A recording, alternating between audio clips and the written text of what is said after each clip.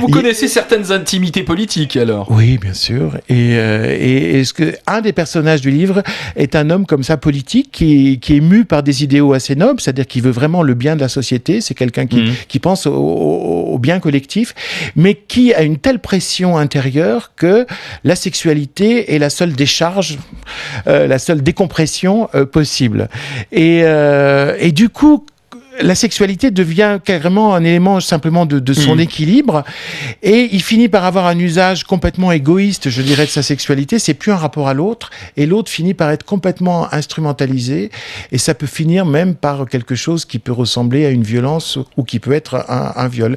Et c'est de montrer comment quelqu'un finalement de profondément altruiste et tourné vers les autres peut tout d'un coup, dans sa sexualité, est exactement le contraire. Mais là, vous m'avez titillé en me disant que vous connaissiez des secrets sur l'intimité de nous politiques, Éric Emmanuel Schmitt. Comme vous, ça fait 20 ans que je les observe, que je les rencontre parfois, que je les surprends aussi parfois.